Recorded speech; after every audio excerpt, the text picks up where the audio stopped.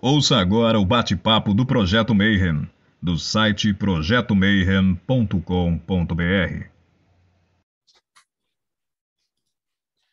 Bom dia para quem é de bom dia, boa noite para quem é da boa noite, boa tarde se você acabou de receber essa notificação, veio assistir mais um bate-papo Mayhem. E hoje eu vou estar entrevistando direto da França, grão-mestre de uma ordem ogdoática. Então a primeira grande pergunta é o que é uma ordem ogdoática? Né? Mas isso não vai ser respondido agora, porque antes a gente vai ter que conversar uma série de outras coisas. Mas, primeiramente de tudo, seja muito bem-vindo, Raul Moreira, grão-mestre da Societas Lucis Vivente. Como que você está, irmão? Tudo bem, Marcelo? Muito obrigado. Obrigado pelo convite e obrigado também à presença de todos aqui que participam nesse episódio. Como é que estão as coisas aí na França? Porque a gente começou, na verdade, esse programa porque a gente tava todo mundo trancado em casa, né? O Brasil já virou uma zona, né? Por causa da pandemia, né? E aí, geralmente, o Projeto Mayhem, o pessoal das ordens iniciáticas vinha, explicava, né, o que é, o que faz, para que serve os graus e tudo isso. E aí a gente acabou ficando em casa e aí surgiu esse projeto, né? Então, eu queria também agradecer muito, né, o Aloísio, o Ivan, que fizeram essa ponte para a gente conseguir te entrevistar, né? E como é que estão as coisas aí na França nessa pandemia? A França não tá diferente na questão da quantidade, logicamente, mas a questão de vagas, né? Tá na quarta vaga e a boa notícia é que tá caindo, mas aí vamos ver se esperamos que não haja outra onda né, dessa infecção aí, desse vírus que está gerando essa epidemia que é triste, né? Bom, a primeira pergunta para a gente começar agora, já, assim, antigamente a gente já era um bate-papo e tal, mas agora a gente já está conseguindo colocar ordem na casa, né? Graças aí ao Bruno, ao Rodrigo e tal, e a gente já meio que organizou as perguntas, né?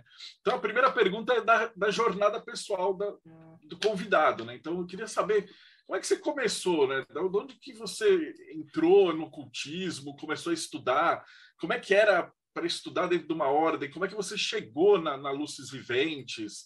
E como que era estudar esse negócio antes de internet e tal? Então, como que foi a tua jornada? A minha jornada, ela começou, vamos dizer, o gatilho da busca espiritual ocorreu em torno de 1996, aos 17 anos de idade, em que eu comecei a ter experiências espontâneas de projeção, né, da consciência. E, de certa forma, uma certa ausência na presença, uma certa bilocação, vamos dizer assim, porém, era uma coisa que, para mim, não tinha o menor sentido, não tinha a menor compreensão, então eu passei a buscar respostas, esse foi o grande gatilho. E, a partir daí, fiz parte de várias organizações iniciáticas, né, no Brasil, cheguei a liderar e coordenar a nível nacional algumas organizações. O percurso me levou a fundar uma editora que, na época, ela estava ativa, chama Editora Ágora Hermética. O caminho me levou, na época, até por essa editora, me levou a receber o contato de Osborne Phillips e estabelecemos uma comunicação. O Osborne Phillips se tornou famoso, né, pelo desenvolvimento dessa tradição, que a gente vai explicar um pouco, a tradição agdoática, a nível do mundo ocidental, né, a tradição ocidental. Ele desenvolveu bastante, se tornou um dos autores clássicos nesse meio, né, não somente a tradição agdoática, mas no meio do esoterismo ocidental. Então, houve esse intercâmbio durante alguns anos antes de eu partir para a Europa. O motivo foi principalmente a questão de uma carreira profissional, mestrado, doutorado na Europa, e foi nessa época, em torno de 2014, foi o ano que eu parti, Em 2015 foi o ano em que eu recebi o convite dele e a proposta de haver um encontro na Bélgica, né, em 2015, que foi nesse momento em que ele realizou uma consagração de sucessão e me transmitiu um objeto consagrado, que era a tessera mãe da tradição agnoática, que foi usada por ele próprio e Melita Denning, que era a companheira dele na época desenvolvendo esse projeto da tradição agnoática. E a partir daí foi que se desenvolveu a fundação realmente das Societas Lúcidas Viventes, que a gente vai explicar a manifestação dessa tradição. E foi através da Constituição, da divulgação, a partir de 2016.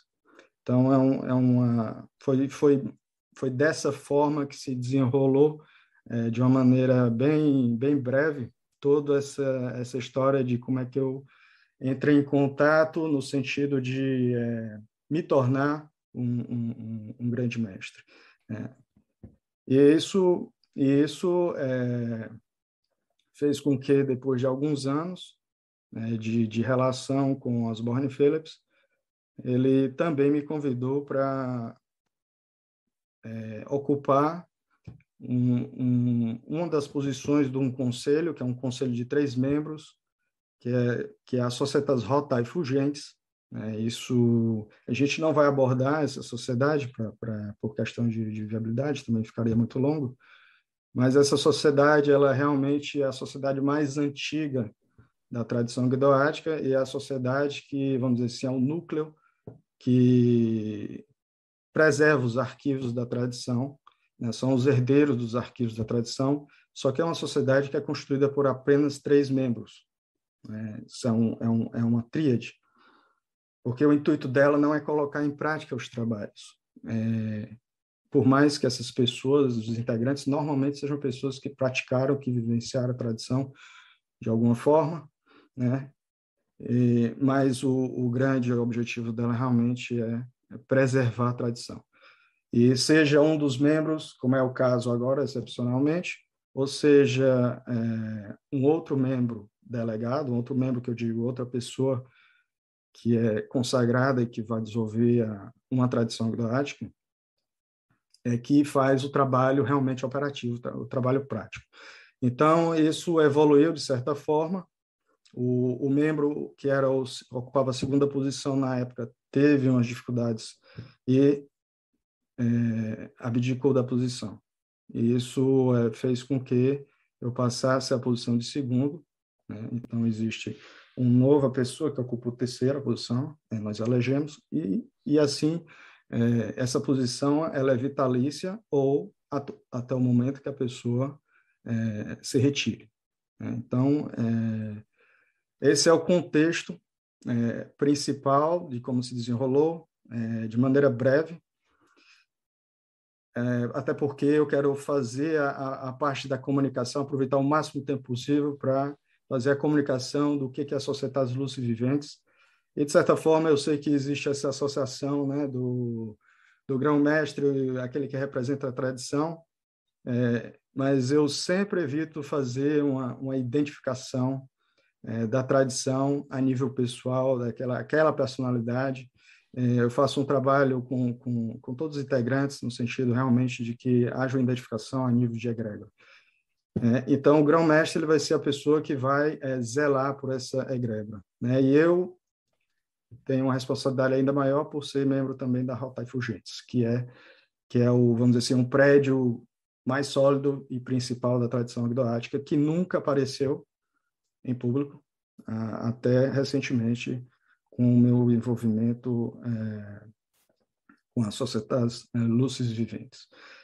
E como eu sempre tive esse chamado não só pela tradição agnoática, mas pela questão de fazer um trabalho, de certa forma, editorial, como eu não vivo disso, o que eu resolvi fazer foi que atualmente eu tenho uma editora, mas graças à evolução da tecnologia, eu consigo fazer individualmente e divulgar esses trabalhos, principalmente através da Amazon, né? Então, nós temos uma editora que é a Domus Lúcis Viventes, porque realmente, a partir daí, eu decidi me dedicar às obras que vão veicular os conteúdos da tradição agnoática, especialmente da Sociedade da Luz Vivente. Então, esse é o contexto básico da minha presença na tradição e o meu trabalho de representar essa tradição. A gente pode, se você quiser, a gente pode passar para a parte de apresentação da sociedade, aí vai ter uma rica quantidade de informações para a gente discutir. O pessoal já está perguntando assim, como é que faz para entrar? Calma, gente, a gente vai começar, ele vai explicar tudo. Mas a primeira pergunta que acho que principalmente da galera que chegou agora e leu o texto, fala assim, o que é ogdoática, né? Então, você preparou uma apresentação e tal. Então, em vez de fazer as perguntas, faz a apresentação e depois a gente conversa. Então, fica à vontade aí, o programa é seu. Ok, muito obrigado, Marcelo. Eu vou compartilhar aqui, então. Espero que todos estejam vendo. E aí a gente tem um dos símbolos que é utilizado na sociedade, um dos símbolos, e essa questão do termo ogdoático, logicamente, como o Marcelo bem sublinhou e todos estão perguntando, realmente é uma das coisas principais. Esse termo foi cunhado principalmente pelas obras de Osborne Phillips e Melita Denning, né? Osborne Phillips, acho que é importante dizer, ele se tornou o patrono honorário da Societas Lúcis Viventes, foi um convite que eu fiz na época com os membros que estavam numa posição de fundação, vamos dizer assim, mas principalmente uma iniciativa minha e dos membros da época de homenagear Osborne Phillips ainda em vida, por todo o trabalho, por toda a dedicação, porque não foi nada fácil conseguir um certo envolvimento do Osborne Phillips a nível prático. O que é que eu quero dizer a nível prático? Um patrono honorário, ele é uma pessoa que vai ser um conselheiro, vai ser um amigo, vai ser um irmão, é um elo de amizade, um elo de fraternidade e de apoio mútuo. Só que esse trabalho ele foi além disso. Osborne Phillips retomou os trabalhos de escrever obras, depois de vários anos em pausa, vamos dizer assim, sobre esse assunto, sobre a tradição agnoática.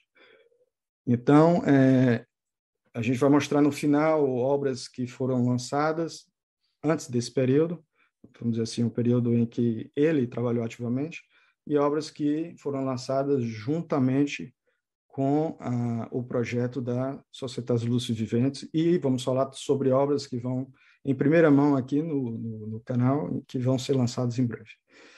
O termo, como eu dizia, o termo ogdoádico, ele foi cunhado nessa época, Osborne Phillips, Melita Denning.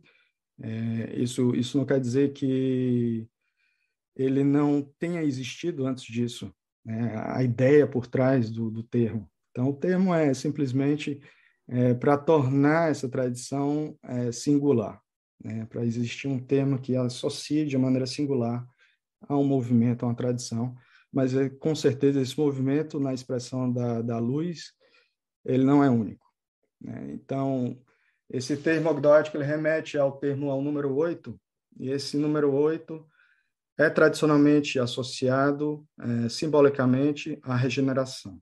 E a gente vai ver que regeneração é um dos termos principais, é um dos objetivos principais, o ideal do trabalho da grande obra na Societas Lúcis Viventes.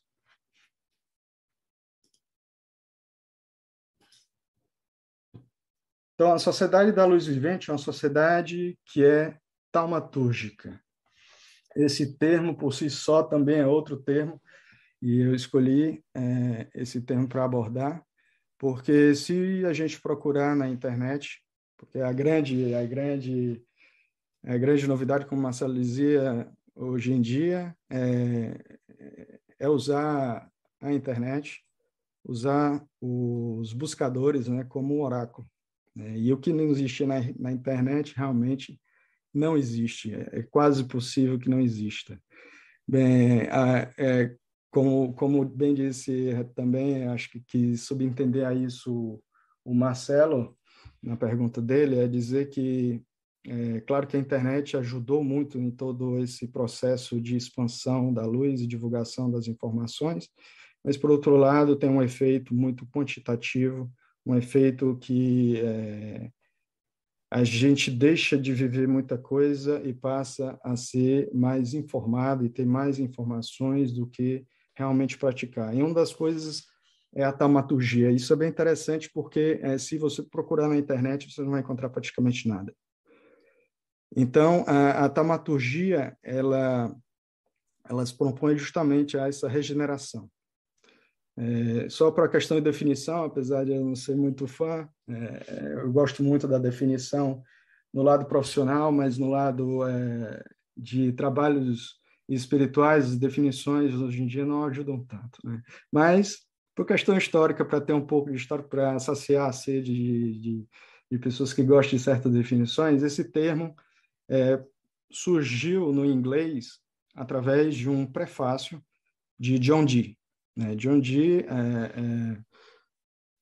o conselheiro, mago, astrólogo da Rainha Elizabeth, bastante famoso no meio ocultista. Ele escreveu um prefácio sobre a obra de Euclides, sobre a matemática euclidiana, mais precisamente a geometria de Euclides. E ele define a taumaturgia como uma arte matemática. E eu posso ler aqui para você o trecho que eu obtive dessa obra. Essa obra você pode acessar facilmente, por exemplo, no projeto Gutenberg, um website aberto para todos, gratuito. Diz que a taumaturgia é uma arte matemática que, uma vez você dá uma certa ordem, faz funcionar de maneira estranha uma certa operação, e que é percebida pelos sentidos e faz com que os homens se maravilhem enormemente. Então, a partir daí, teve essa associação da taumaturgia, em termos de definição, com algo que provoca maravilhas. Logicamente, a taumaturgia não existiu a partir de John Dee, ela existia bem antes. Isso é a única menção que nós temos desse termo, porém, é um termo mais associado com santos, com pessoas, muitas vezes que não são santos, reconhecidos por uma religião, mas que se tornam taumaturgos, que se tornam pessoas que são capazes de provocar milagres, são capazes de operar curas, e, mais uma vez, a gente tem aí a associação da taumaturgia com a regeneração.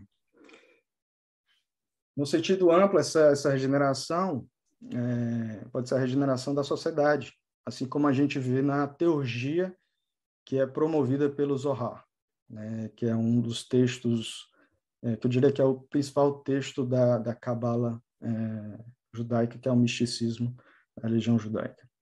Então, eu vou comentar sobre isso um pouco mais adiante, mas em termos amplos, a taumaturgia ela pode ser aplicada também em níveis mais simples, que seria a regeneração da psique humana, a regeneração do indivíduo rumo à regeneração da humanidade, a regeneração da sociedade.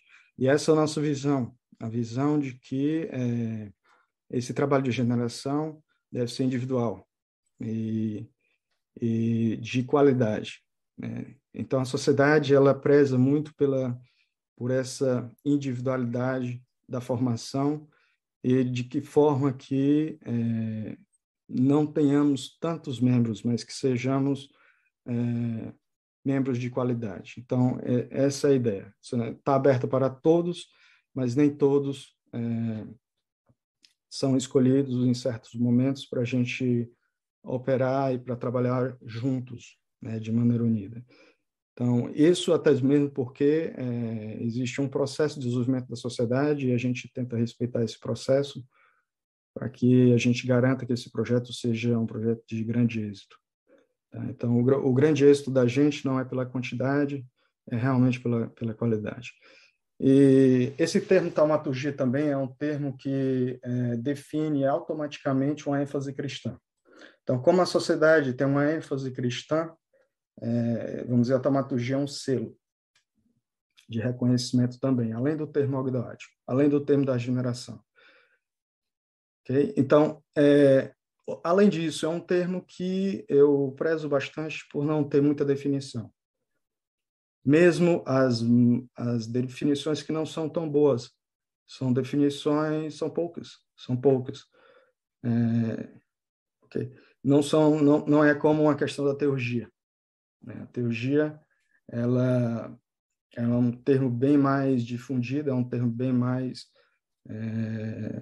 que leva também a uma má interpretação, a má compreensão do que seja teurgia. Okay? Então, essa regeneração, como eu dizia, ela se opera na psique, e uma das manifestações de que essa consciência está evoluindo, está ganhando em qualidade, é através do selo da caridade. E aí, a caridade, ela, colocando em termos breves, ela é uma prática que ensina a se doar. E gostaria de aproveitar aqui para fazer um pouco de uma técnica que é bastante desenvolvida no meio ocultista na França, apesar de ser uma sociedade bem discreta nesse aspecto. No francês, a gente tem uma partícula partitiva que é o on, que seria, quer dizer, uma parte de alguma coisa. E nós temos o verbo saigner, que é sangrar. E o verbo ensinar é o verbo enseigner, ou seja, é você dar uma parte do seu sangue, você se sacrificar para compartilhar o sangue que é seu com outras pessoas que, vamos dizer assim, são seus aprendizes. Então, esse entendimento de caridade é bastante interessante, porque a gente costuma associar a questão de caridade sempre com a questão financeira. Tem algum elemento financeiro envolvido e a gente também tenta, ao máximo, evitar essa questão da associação financeira com o processo espiritual. Não que não sejam coisas que a gente deva separar totalmente, mas é bastante importante associar a questão da caridade com coisas mais elevadas. Então, aqui a gente vê o pelicano, que inclusive é o símbolo no cristianismo justamente da caridade. E a ciência da caridade escorre até o pé da cruz. Então, essa associação do sangue, que seria o resultado de um processo, de uma transformação. A gente sabe muito bem que o sangue ele porta o oxigênio, porta os nutrientes, ou seja, todo aquele processo de aprendizado do adepto, que levou anos, ou seja, tem uma questão alquímica, né? As cores, a gente vai ver rapidamente, você vê aí em destaque o preto, que muitas vezes é associado ao azul celestial, você vê o branco e você vê o vermelho. Então, isso leva até a compreensão da codificação alquímica, né, de um processo de transformação, de maturação do adepto, e que, quando ele chega à maturidade, ele é capaz de colaborar no processo de outras pessoas que venham atrás dele, que venham a se aproximar dele, e que ele queira se sacrificar por eles, que queira auxiliar. Então, esse processo de caridade seria um amor racional. Isso também é um dos ideais da sociedade, trabalhar em torno do amor, mas de maneira racional. E a gente trabalha muito no amor pelo conhecimento, para atingir o conhecimento do amor. Todo esse trabalho, ele é desenvolvido e define realmente a grande obra da tradição agdoática, e o foco realmente, a base, é o trabalho na psique humana. E essas fotos são minhas, são fotos que eu tirei presencialmente. A gente vê aí à esquerda, esse é uma obra que fica no Jardim de Bobola, em Florença. E à direita também é em Florença, que é no começo do movimento renascentista, é um artista chamado Fra Angelico. E você vê aí um membro da Ordem Dominicana, porque ele era um membro da Ordem Dominicana, e você vê a estrela de 8 pontas vermelha acima da cabeça. Então, existe toda uma associação simbólica aí e ele está ao pé da cruz, e aí, mais uma vez, associando a ideia do sangue que escorre do topo da cabeça do Cristo, né, que tem a coroa de espinhos, que faz com que esse sangue, ou seja, através de um sacrifício, esse sangue escorre e vai chegar até os pés, né?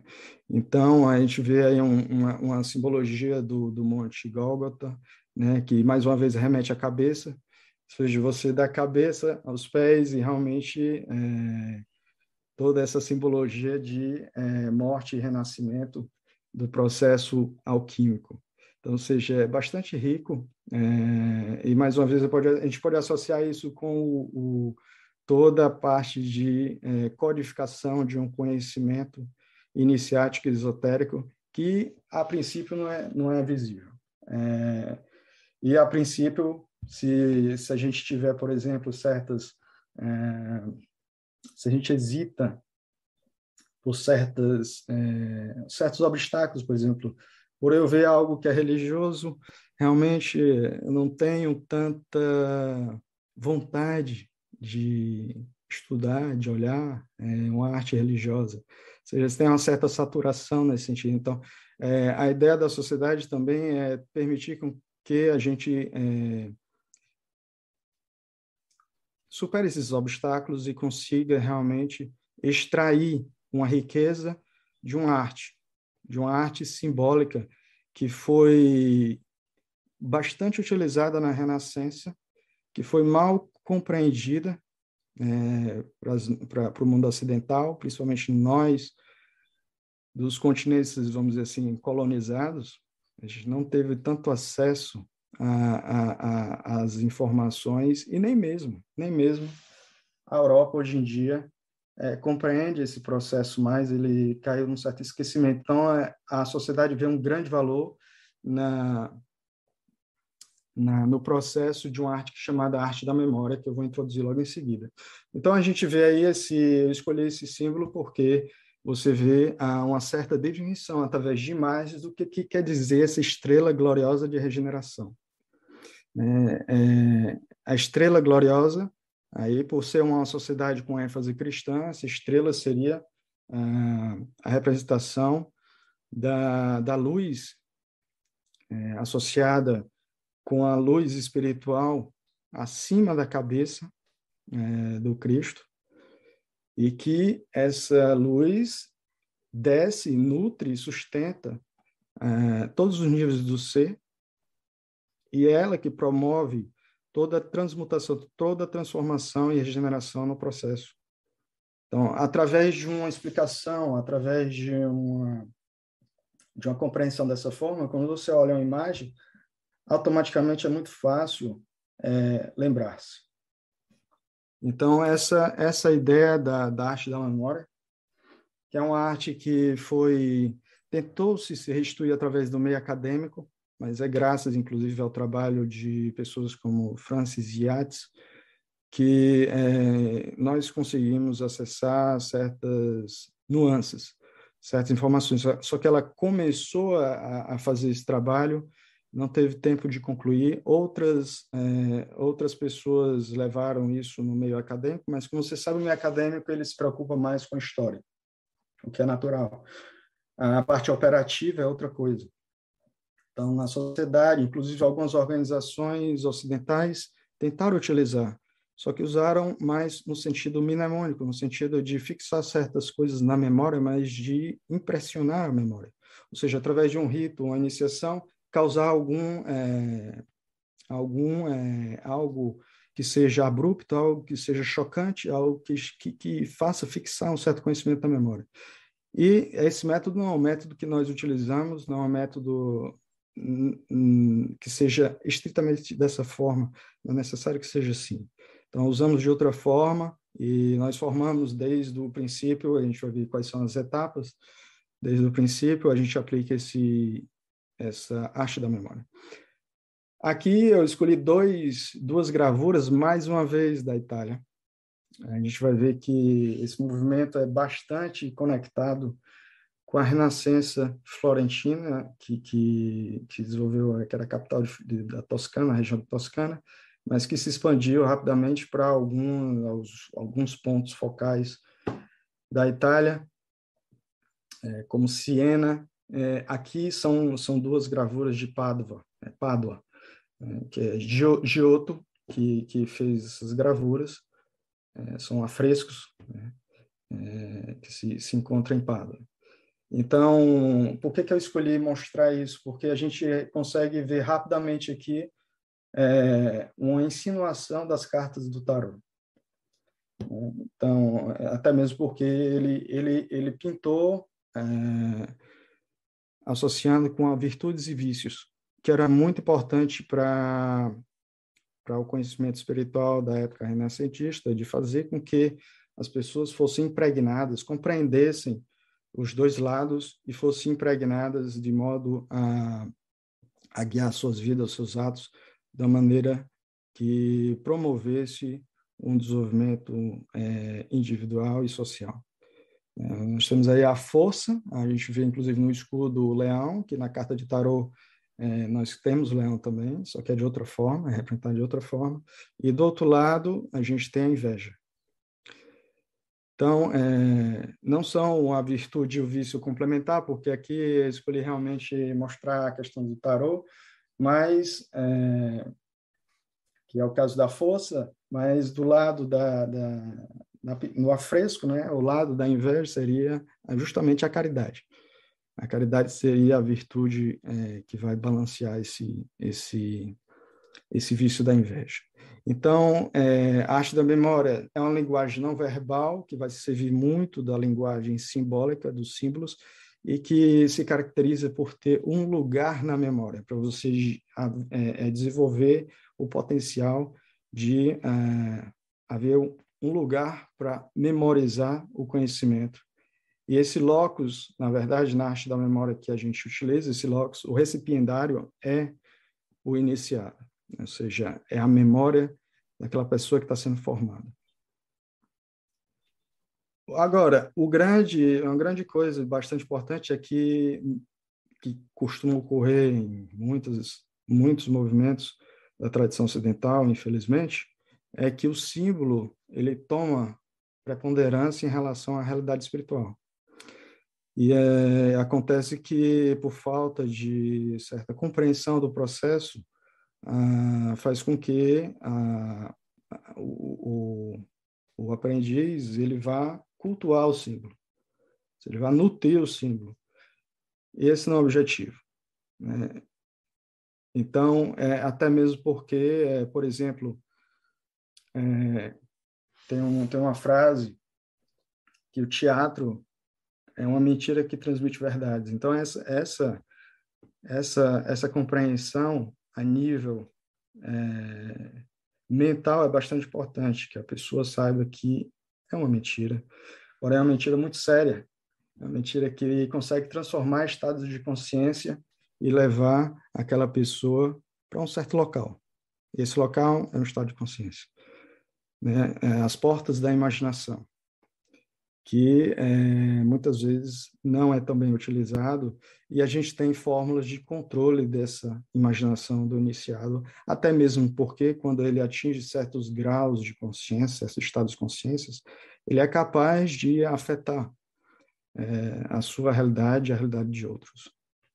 Uma das outras formas dessa arte da memória é a poesia, a literatura, só que é aquela poesia mística. Por exemplo, o Zohar, que é o esplendor da Santa Cabala, é uma poesia.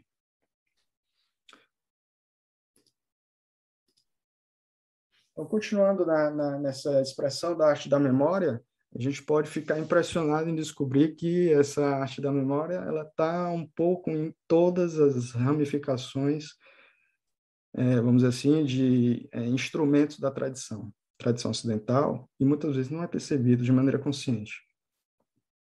Então, o gênese dessa tradição, ou seja, o próprio termo tradição, o próprio termo, a gente vai chegar um pouco a discutir, por isso que eu escolhi essa imagem, a Cabala, ela significa justamente receber, ou seja, mais uma vez a questão do recipiente, onde você vai colocar alguma coisa, né? A própria astrologia também, ela trabalha muito através de locais, ou seja, a casa, onde um planeta, que também é em certo nível, você vai ter níveis de locais, né? Uma certa hierarquia, onde você vai colocar o conhecimento ou a informação. Então, a árvore aqui, essa árvore é de Robert Flood, que, não sei se muitos conhecem, foi cristão, né? Então, em inglês que foi cristão, que se dedicou à tradição ocidental e que trabalhou consciente dessa mentalidade da arte da memória de maneira operativa, de maneira prática. Então, a gente vê aqui, até para poder dar um pouco de ideia do que é essa arte da memória, você vê aí a maneira de expressar a árvore da vida, você vê que é literalmente uma árvore, o desenho dele, e ela está invertida, né, do que a gente vê naturalmente no dia a dia, na nossa realidade material física. Então, essa é um dos sinais da arte da memória, essa liberdade de poder, de uma maneira certa chocante, alterar a maneira habitual das coisas e fazer com que isso se registre facilmente, sem muito esforço, na memória anímica do aprendiz. Então, as raízes, ou seja, que o mundo espiritual, o mundo material, na realidade, que é a manifestação lá na última esfera embaixo, eu vou até ativar aqui. Você pode ver que aqui essa esfera, ela é uma esfera da manifestação, ou seja, o resultado final de todo o processo de manifestação divina, e a esfera da coroa, né? Ela é a esfera que é a raiz da manifestação, ou seja, a consciência superior, ela está como o substrato de fundo, o pano de fundo de toda a manifestação. Você vê aqui você vê a questão da característica cristã, porque você vê que há um brilho enorme na primeira esfera e há uma sugestão aqui de que há 3 esferas que são conectadas, formando um triângulo que brilha mais do que as outras. Então, essa ideia aqui, você tem uma árvore realmente em que os frutos são luz, as esferas de luz. Então, Sefirot, como tem escrito aqui, né? Uma das traduções é uma esfera de luz, ou seja, nutrido, né, pela raiz que vai nutrir todas as outras esferas vão estar vivas em consequência dessa esfera única, que é a origem de tudo. Então, você vê também aí a transmissão de um conhecimento de que a realidade é uma só, por mais que ela se ramifique, se manifeste de diferentes formas, diferentes atributos dessa origem divina, e que isso se sintetize e culmine na manifestação material na qual a gente vive. Logicamente, essa daqui é um pouco elevado, um pouco acima do que a gente vive, mas vamos dizer que é a que a gente vive. Ou seja, essa manifestação, em cada esfera você tem os nomes divinos de cada esfera, você tem um nome também, aqui você pode até notar que tem Pai, Filho e Espírito Santo. Você vê mais uma vez a questão da ênfase cristã de Robert Flood, né? Ou seja, e aqui na síntese você tem a copa da árvore, em que você tem a expressão das 10 esferas que estão aqui, dos 10 frutos, mas de outra forma. Isso é através de potências. Você tem os nomes das potências arquiangélicas que são associadas com cada com cada esfera da árvore da vida. Então, você vê que essa árvore da vida, na verdade, é uma árvore de frutos de luz, e a gente pode até remeter à questão da árvore de Natal. Ou seja, até o fato de você ver uma árvore de Natal, no dia de Natal, você consegue lembrar-se dos ensinamentos de certos... você vê aqui também a questão dos dois lados. É evidente que ele organizou da maneira do lado esquerdo e do lado direito. Nós vemos as esferas numeradas pares, as esferas ímpares. Ou seja, ele bota um pouco de conhecimento quantitativo aí dos números, só que os números ele tem uma lógica, ele tem também uma expressão de um conhecimento, ele veicula um conhecimento, então tudo isso interligado nessa arte da memória. Ou seja, o que aconteceu realmente é que, com o tempo, a ciência que a gente conhece hoje, ela se tornou estritamente quantitativa, pela questão de praticidade. A gente vai comentar um pouco disso, porque até a questão da taumaturgia, isso é importante de ver, né? Eu li rapidamente o texto de John Dee, mas o que ele quis dizer é que a taumaturgia é uma arte quantitativa, matemática, que pode ser utilizada para provocar maravilhas. Ou seja, ele naquela definição, na primeira vez que ele usou o termo, ele definiu de uma maneira da engenharia, da matemática sendo usada na engenharia para, por exemplo, criar o que nós estamos vivendo hoje, os robôs, com inteligência artificial e tudo isso. Então, essa possibilidade de provocar uma admiração, uma maravilha. Logicamente que John Dee não se dedicava só a esse, assim como Leonardo da Vinci, que criou várias máquinas, não se dedicava a essa ciência de uma maneira estritamente quantitativa. Eles também eram adeptos no trabalho qualitativo da consciência, até porque estavam plenamente conscientes de que a realidade material não é concreta como a gente imagina. Então, esse diagrama aqui, ele não é um diagrama antropomórfico, a gente não vê os 22 caminhos que comumente a gente está habituado a ver, e à primeira vista você poderia dizer que essa árvore não tem tanto valor assim, não transmite tanto conhecimento, porque à primeira vista ela não é a árvore que eu conheço. E você perderia uma grande quantidade de acessar o conhecimento de outras formas. Logicamente que a pessoa que cria a imagem, a pessoa que concebe a imagem, ela tem acesso a mais interpretações, mais pontos de vistas, e logicamente é por isso que existe um valor da tradição de transmitir esse conhecimento de maneira oral, né? De transmitir esse conhecimento através da relação do mestre com o discípulo, na medida do possível. Então, o importante é saber que essa arte da memória, ela vai sempre codificar o conhecimento da tradição na visão do homem na Terra. Isso é o caso da astrologia. Você poderia chegar e dizer que, por exemplo, a astrologia ela dominou o conhecimento, vamos dizer assim, ela era reconhecida. Todos os doutores da Europa, inclusive doutor é o auge da filosofia, né? É preservado até hoje o PhD lá, o PhD, né? É preservado até hoje, é o doutor em filosofia, é o doutor que ama a sabedoria, que ama o saber, mas a verdadeiro conhecimento de tudo isso é inconsciente. Se você não tem um pouco do contexto histórico, se você não vivencia a arte da memória, você não vai perceber que, na verdade, era feito dessa forma, né? Ou seja, você tem pistas, você tem traços dessa realidade. Por mais que a gente tente apagar, eles estão lá.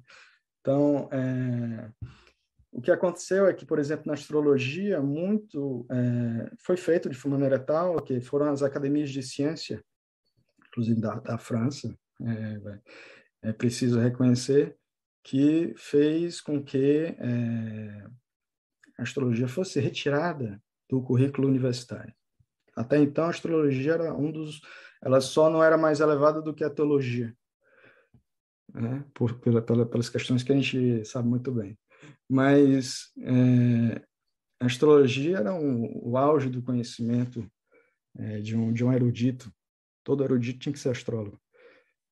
E a gente vê que na astrologia você tem esse lado quantitativo, porque é uma arte completamente matemática, no seu lado da astronomia, que vai estudar a mecânica celeste, que vai dizer como é que vão se movimentar, ou seja, automaticamente, em termos de memória, é muito confortável. É tanto que hoje o computador, que trabalha muito bem com essa ciência quantitativa, vai te fazer todo o mapa sem problema, sem esforço nenhum, e você vai entrar realmente só com o estudo da lógica dos astros, a astrologia em si, que vai interpretar aquele conhecimento, mas você vai precisar, né, acessar essa informação. E a gente entra mais uma vez de como é constituída a realidade. Ou seja, você tem que compreender que a realidade tem seu pano de fundo a consciência, e que é a consciência do astrólogo que vai acessar, através da codificação daqueles símbolos, a interpretação da verdade que está por trás do símbolo. Tá certo?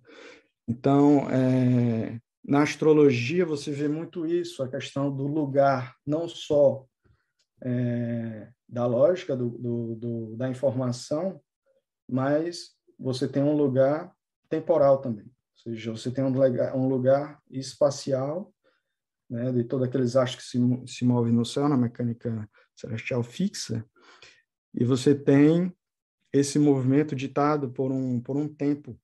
Então, isso permite que você crie uma hierarquia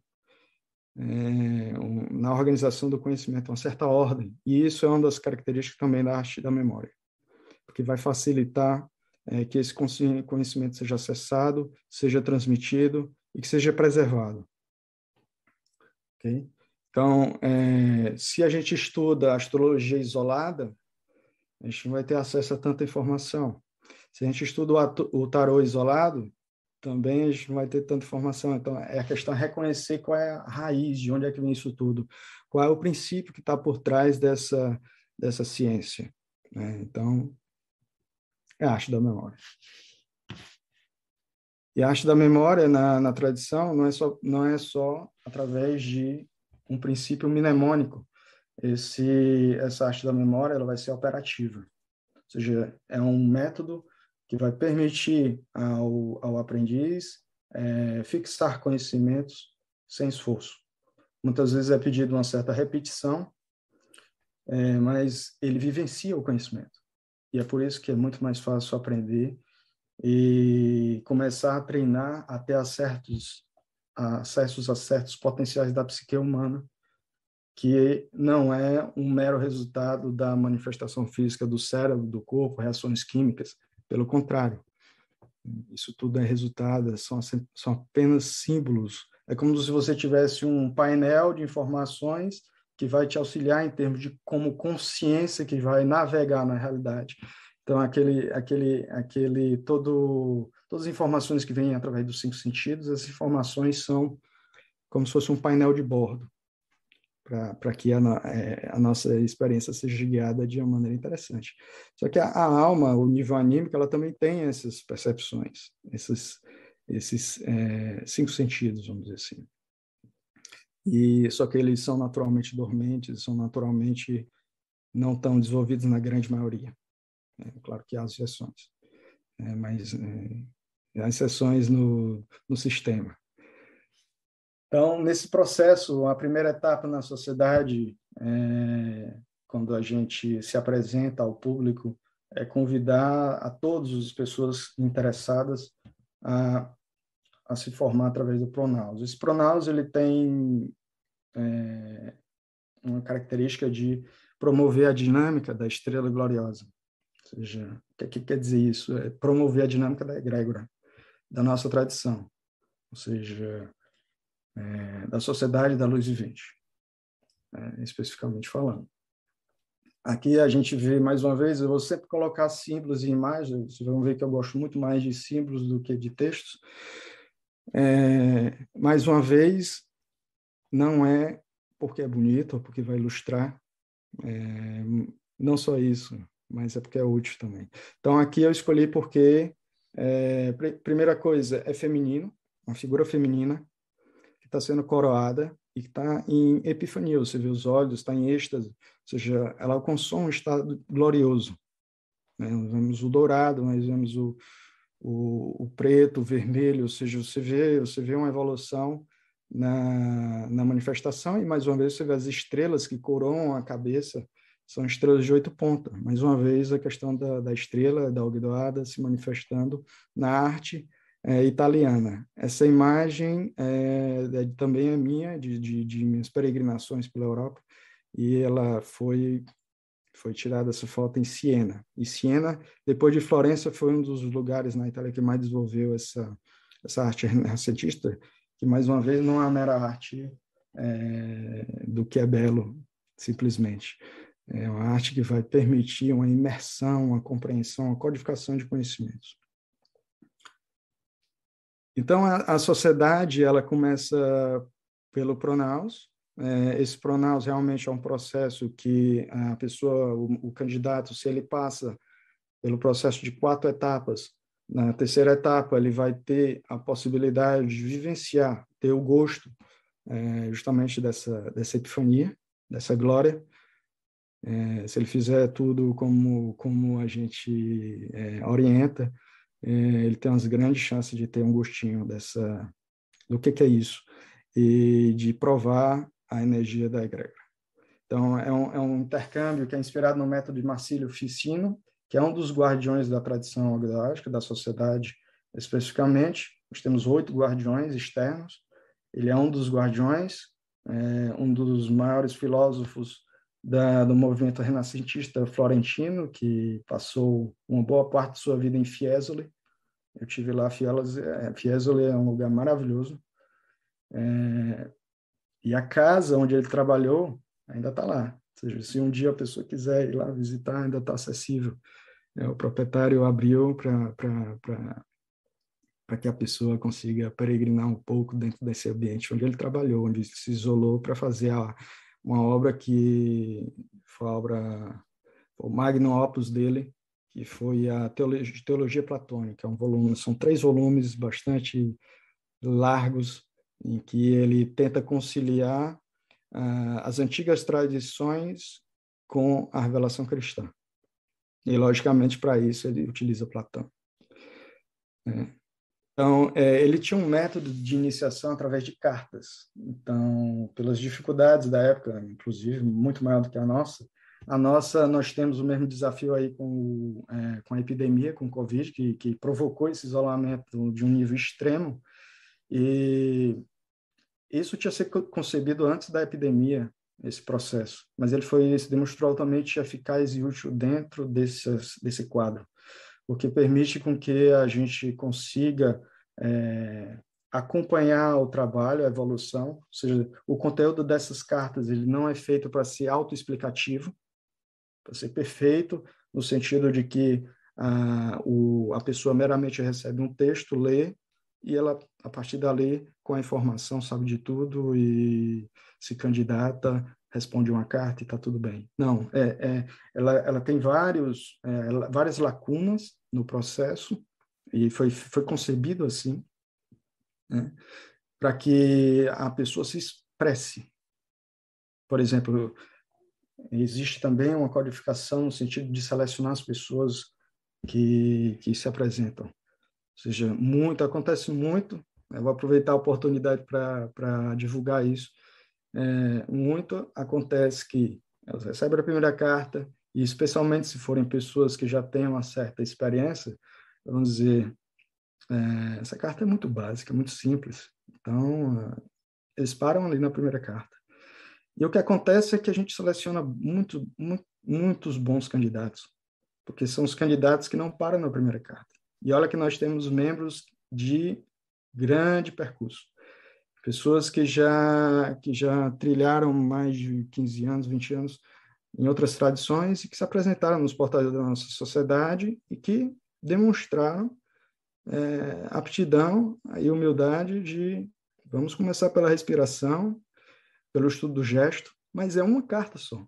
E é bem básico, bem simples, mas Existem pessoas altamente experientes que dizem, não é tão simples assim.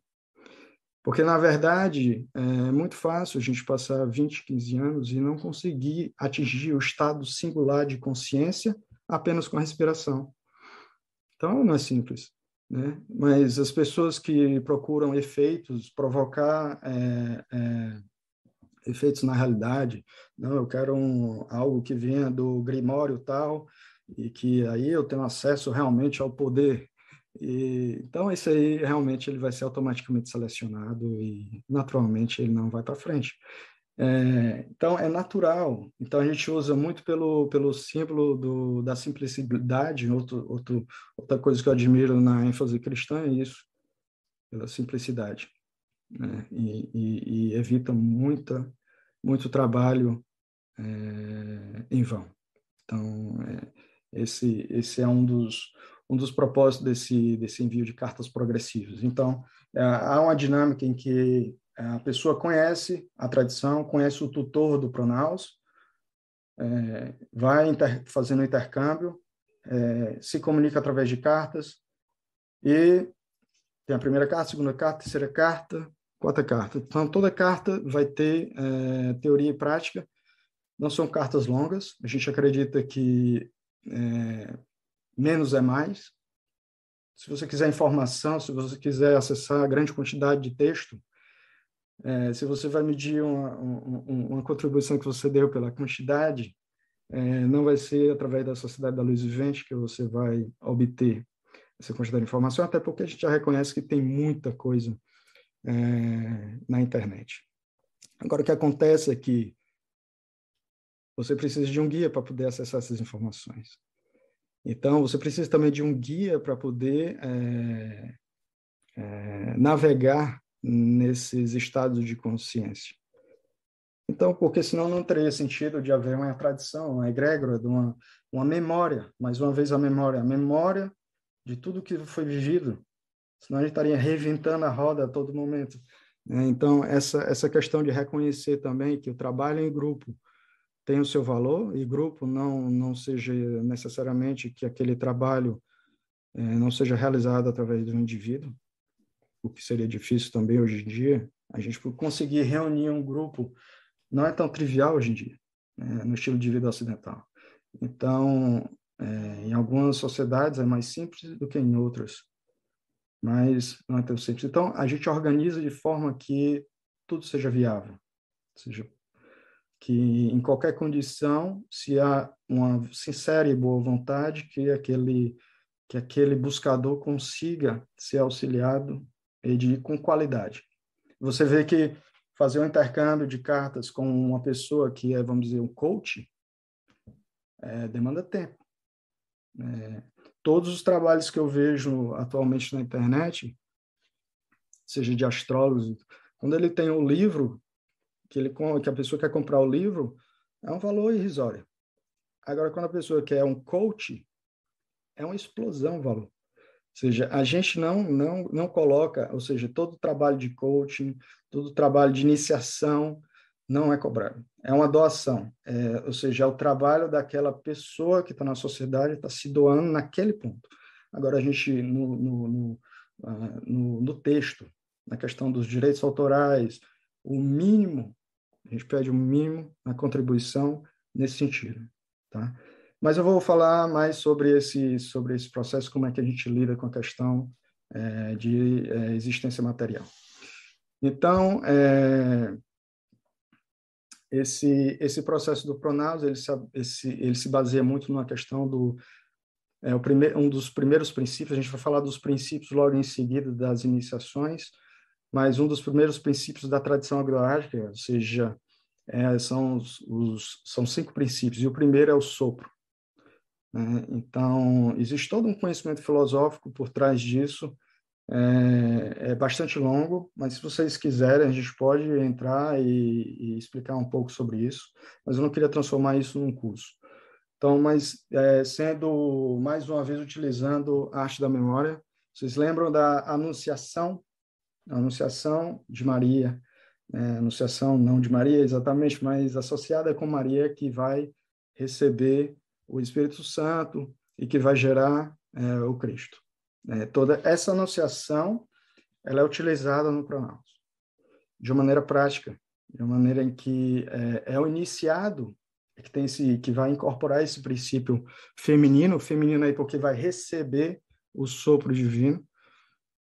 Então, as gravuras que foram enormemente pintadas na Europa, essas gravuras da Anunciação, eu fiz uma peregrinação e posso lhe dizer que é a arte número 1 da Renascença. É o ícone da iniciação. Então, a gente tem um estudo bastante profundo de pesquisa nisso, e a gente utiliza esse ícone de maneira prática, né? A gente explica a teoria por trás, de uma maneira que muitas vezes pode ser que é inovadora, e mais tradicional ao mesmo tempo, porque esse é o princípio de você manter viva uma tradição, de fazer o gênese da tradição, é que a tradição não é algo que parou no passado, que está morto. Né? Ou seja, o aprendiz ele é treinado para que ele consiga, a todo momento, recriar com os utensílios tradicionais, recriar uma nova versão da tradição, recriar, mas sem perder a identidade da tradição. Então, esse processo é um processo que, se a pessoa conseguir manter na sequência, com dedicação, dura 4 meses. Tá? Então, são 4 cartas, 4 meses, e é uma grande oportunidade de entrar em contato com a tradição. A iniciação, todas elas são sob convite. Não existe iniciação automática. Tá? Não existe iniciação no sentido, até porque, e é por isso que elas não são pagas. Não existe contribuição financeira associada com a iniciação. E principalmente a primeira, porque a primeira iniciação é uma dádiva, mas é sobre convite. A pessoa termina o Pronaos, ela pode ter concluído o Pronaos, ela contribuiu, essa é a única, antes da iniciação, é a única coisa que a gente estabelece um valor de contribuição. Na iniciação, ela termina o processo de Pronaos, ela vai ser iniciada, ela é convidada para ser iniciada. No final do Pronaos está prevista uma entrevista. Se tudo se passa bem nessa entrevista, ela pode ser convidada para a iniciação. A iniciação do primeiro grau é uma dádiva, porque é uma indução, uma impulsão. A pessoa é introduzida nos 5 princípios da casa do sacrifício. Né? Mais uma vez, a questão do sacrifício, já expliquei de certa forma o que é isso, e a casa. A casa, na tradição agdoádica, ela é um dos termos que é utilizado, inclusive, para descrever um grupo de iniciados da tradição. Ou seja, os iniciados eles trabalham numa casa. A casa também é o próprio ser, é um indivíduo, sobre o qual vão ser feitas as operações dos trabalhos, para receber justamente esse primeiro princípio, que é o sopro. Então, são 5 princípios, passando rapidamente, mas é muito profundo para discutir em uma reunião de apresentação. Seria o princípio do sopro, para quem já é acostumado com a mística da Cabala, seria o Roar.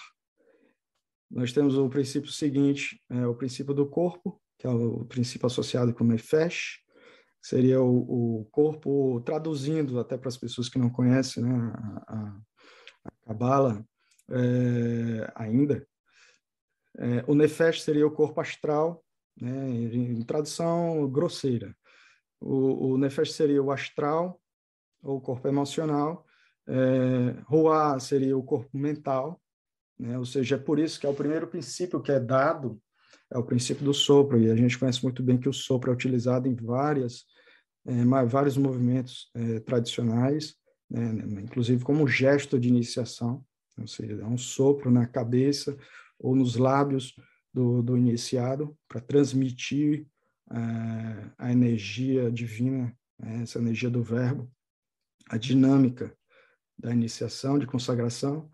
E você tem os outros 3 princípios superiores. Então, esses 2 princípios são os princípios que vão formar a estrutura quíntupla da casa do sacrifício, porque a casa do sacrifício, na tradição gnoádica, são as duas colunas que formam o pórtico de entrada externo, ou seja, fazendo um paralelo, o pronaos, você estaria externamente no átrio, né, que é justamente uma tradução do termo pronaos, né? E o pórtico são as duas colunas, e você tem a superestrutura triangular, que estaria como um triângulo no topo dessas duas colunas. Então, esses três princípios seriam a justiça, a misericórdia e a glória. E esses princípios estão associados com a Neshama, que seria, vamos dizer, a fonte do Ruá.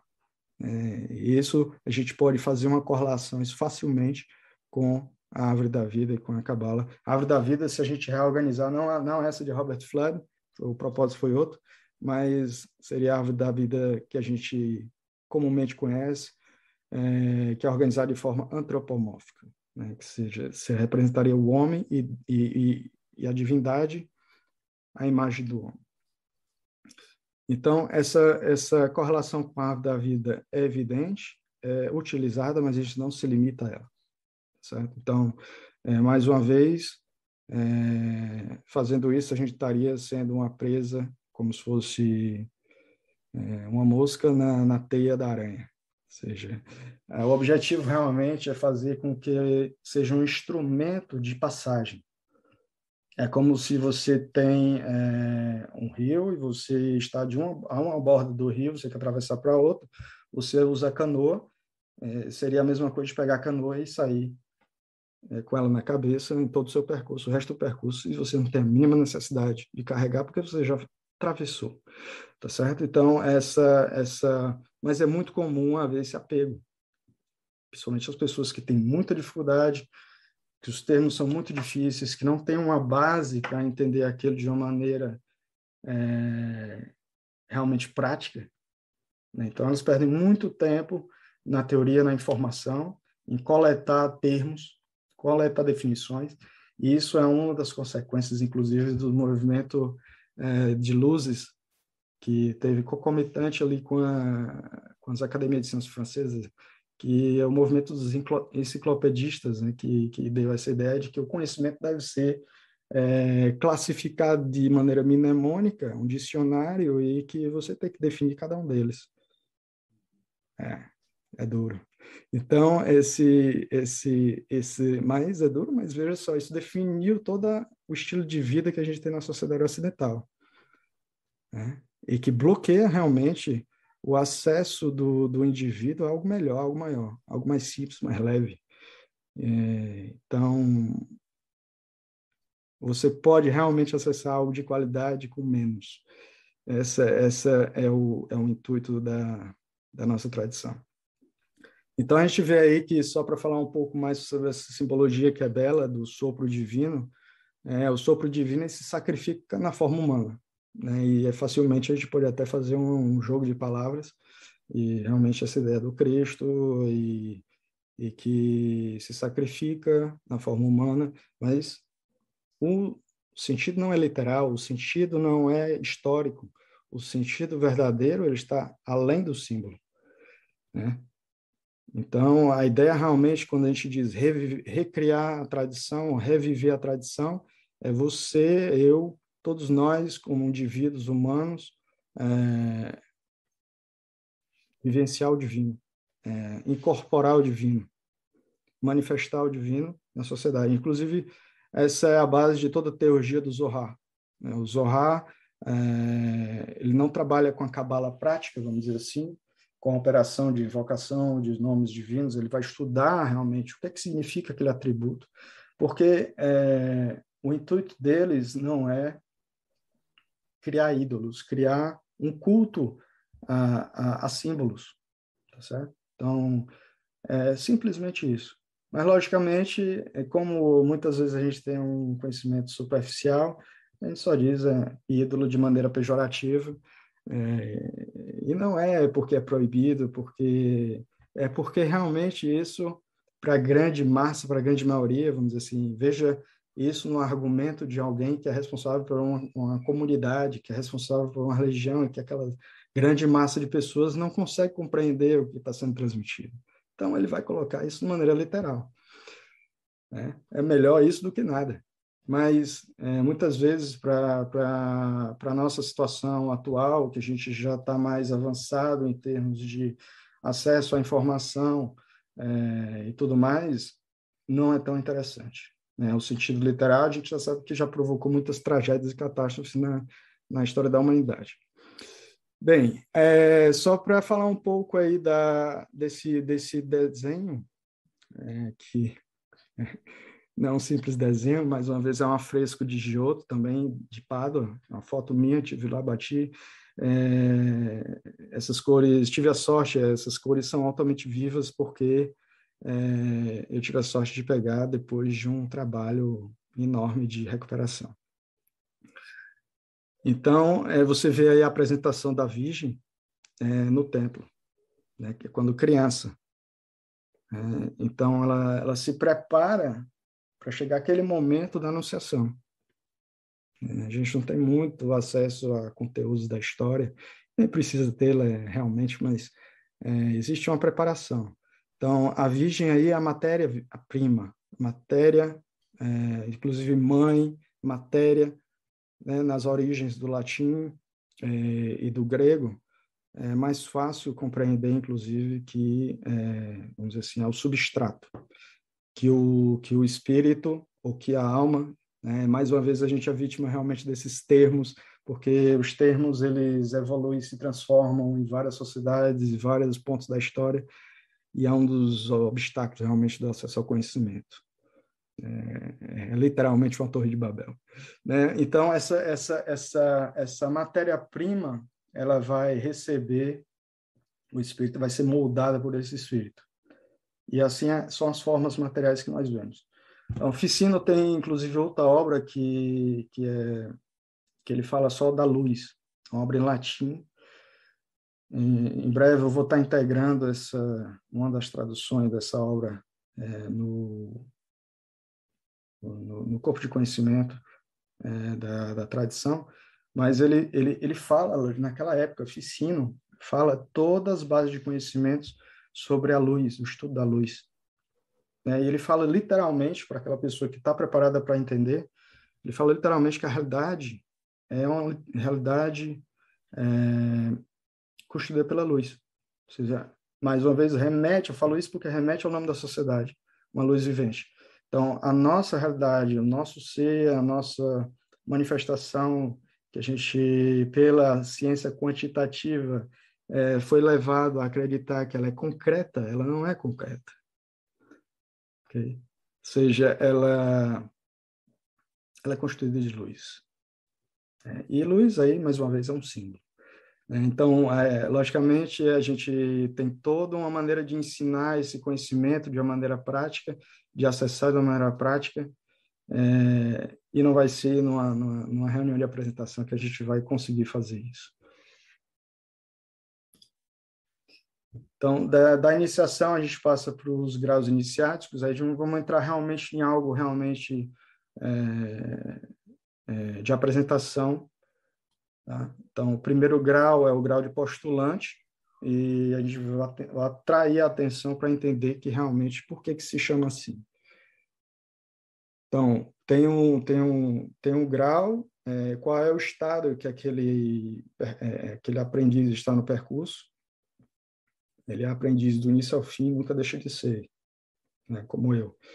Então, o título é o título de detentor da pentada, porque ele é iniciado nos 5 princípios da casa do sacrifício. Ou seja, um processo de indução, essa pessoa ela tem ainda a possibilidade de não se integrar à sociedade, porque a integração realmente é no 2º grau em diante. Ou seja, o trabalho de conexão do iniciado à egrégora é a partir do 2º grau. Então, é a partir daí que ele se torna membro societário, e em termos práticos é a partir daí que a gente propõe, a gente avisa, desde a entrevista do Pronaus, a gente diz, olha, no 2º grau, se você chegar até lá, para você não ter surpresas, não se dedicar, porque 4 meses tudo bem, mas você se dedicar e depois achar que foi enganado. E não lhe avisaram. No sentido, no segundo grau, ele se torna membro societário, ou seja, uma pessoa que realmente já entendeu todo o processo, a gente identifica ele como um neófito e que a gente convida para a iniciação do segundo grau, ele vai se tornar um membro societário e vai contribuir, inclusive a nível material, com a sociedade. Mas se a pessoa, em algum momento da vida, tem alguma dificuldade, ela tem toda a liberdade de chegar e dizer, olha, estou passando por alguma situação, não vou poder contribuir societariamente, a gente não vai expulsar essa pessoa, tá certo? Porque ele se torna membro da sociedade, irmão, e a gente vai ter claro que quando ele atinge esse ponto, ele vai ter, naturalmente, pela seleção, um entendimento de colaboração fraternal, ele vai se tornar membro de uma família espiritual. Então, existe uma ajuda mútua, e é essa a ideia. Então, no primeiro grau de prostelante, ele ainda está externo, ou seja, isso é bom para os dois, para a sociedade e para a pessoa, porque não existe um engajamento daquela pessoa, ela tem toda a liberdade de simplesmente receber o primeiro grau e seguir outro caminho, seguir outra coisa, não existe nenhum problema.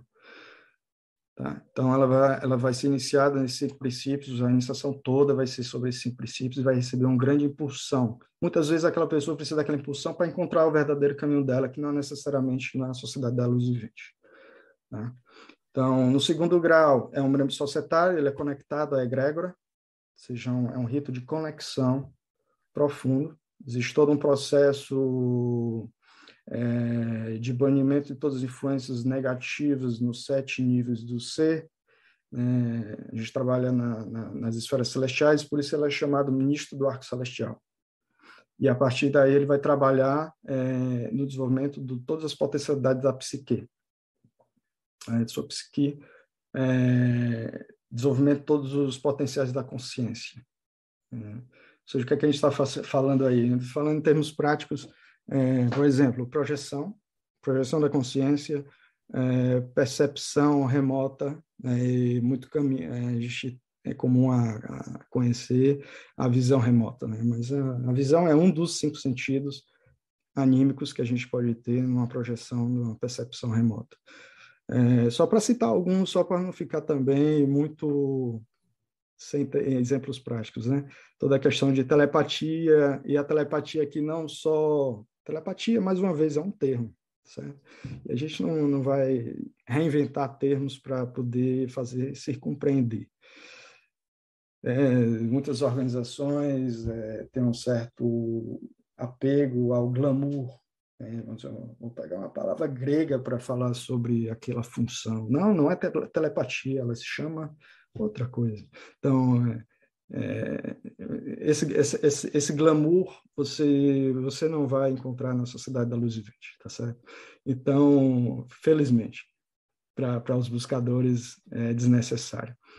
Então, essa comunicação, só para dar exemplo, ela pode ser com as consciências que estão aqui, nesse momento, e nesse momento, nesse local espacial e temporal, vamos dizer assim, que fazem parte da nossa história atual. Pode ser pessoas da história do passado, né, que a gente chama, e gosta de chamar de mortos. Então, comunicação sem problema algum. Comunicação, inclusive, com animais, com objetos, que a comunicação com objetos seria você acessar o conteúdo de informação daquele objeto. Então, seria um grau em que você já está sendo introduzido à compreensão de que a realidade é uma realidade de informação. Né? Então, fica bem mais simples de introduzir todas essas definições, acessar informações do passado, as informações do presente, que não está tão presente, que está distante de você. A mais desafiadora é realmente acessar do futuro. Porque, por mais que haja o destino, existe realmente o livre-arbítrio. Essa é uma visão da sociedade, é um modelo da realidade, né, que a gente trabalha, certo? Existem outras versões e outras visões de ver como se desenrola essa questão do destino versus livre-arbítrio. A questão de cura, Seria, vamos dizer assim, tudo isso está introduzido na questão da taumaturgia, a meu ver, certo? Questão de cura, ou seja, a taumaturgia não seria só a cura, né? A questão de cocriação é quando você realmente está no caminho, mas está no caminho de se tornar um amigo de Deus, vamos dizer assim. E você, por estar conectado à egrégora, tem um auxílio realmente da egrégora, esse é o grande diferencial. Porque você ter acesso a todos esses potenciais individualmente é possível? É possível. Existem pessoas que têm tudo isso, ou algumas dessas características desde nascença, tem, mas é bem raro e excepcional. E muitas vezes precisam trabalhar de alguma forma para equilibrar. Então, a questão da egrégora, ela entra justamente para auxiliar nesse processo, para facilitar, tornar mais suave. Contar com os outros iniciados, que nesse momento passam a se chamar companheiros da casa, né, que vão se auxiliar mutuamente como uma família espiritual. Uma das coisas que, para fazer uso ao termo taumaturgia, uma das coisas que a gente usa também é sons, né? E sons não é só a pronunciação de palavras e tudo mais, mas também certas tecnologias que usam o som, né? A taumaturgia aí como tecnologia, como engenharia, mas sons que conseguem acelerar todo esse processo para pessoas que têm a dificuldade maior. É uma coisa mais que a gente introduz com certo cuidado, porque não são todas as pessoas que podem usufruir disso, não são todas as pessoas, inclusive, que podem lidar com projeção, tá certo? Então, tem todo um processo de conhecimento para a gente usar tudo isso de maneira segura, e isso tudo realmente faz parte da questão do espírito de egrégora, certo? Mas são sons que conseguem fazer com que as pessoas tenham experiências bem mais rápido, mais aceleradas. Mas, mais uma vez, o objetivo não é ficar dependente da ferramenta. O objetivo é facilitar e ajudar a manter o estado para que a pessoa tenha essas experiências e ela se torne convicta pela experiência, pela vivência da existência e da interpretação da realidade daquela forma. Então, mais uma vez, é um instrumento de auxílio. E quando a gente vai aumentando os graus, os ritos vão diminuindo. Porque o objetivo final é você fazer menos ritual. O objetivo final é você realmente não precisar de rito algum para nada. Então, desenvolver a sua capacidade psíquica, né? Não apenas psíquica, mas inclusive em outros níveis, de conseguir atingir todos os resultados que a gente começa a apresentar em termos superficial, mas com a mera intenção, com a vontade. Então, descobri que todo aquele processo de ritual foi importante, foi necessário, mas a gente quer levar realmente ao pico da montanha o mais rápido possível. Tá? E eu disse possível, nem sempre é possível. Então, o terceiro grau será o grau realmente que ele se torna professo. Ele tem o título de sacerdote da vitória, né? No segundo grau, a gente vê que tem um ministro do arco celestial, porque realmente ele vai trabalhar na psique e em uma associação com todas as questões dos sete esferas celestiais. Ele vai vivenciar tudo isso, esses 7 níveis, os 7 modos do estado de consciência. No terceiro grau, ele já vai acessar palácios, ou seja, vai ser equivalente ao trabalho das esferas celestiais, só que no sentido de acessar palácios no nível briático. Então, eu estou falando aqui um termo que realmente não foi introduzido, geralmente eu não gosto de fazer isso, mas como é que eu posso fazer para fazer entender mesmo as pessoas que não conhecem Cabala? Então,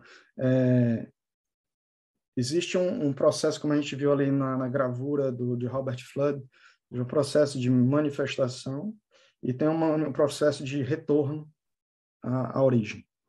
Então, mesmo estando aqui nesse plano, estando ancorado pelo corpo físico, vamos dizer assim, não no sentido pejorativo, mas que a gente consiga, na existência humana, que ela é completa, né, a nível material, que a gente consiga acessar esses outros níveis. Então, esse processo, geralmente a gente divide em 4 etapas, inclusive os graus são 3 mais 1, a gente vai mostrar.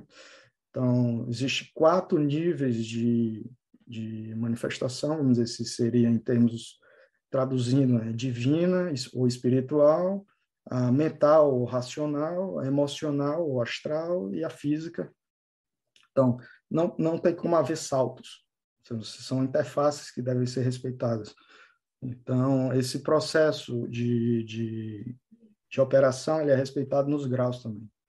Então, a cada grau, a gente vai acessando uns níveis de realidade, todo aquele contexto, mas em outro nível. Ou seja, o primeiro grau seria o mais físico, eles vão trabalhar todos os aspectos do corpo, os 4 elementos, fazendo uma associação aí com a arte da memória, seria, vamos dizer assim, associado com a Terra, com o Malkuth.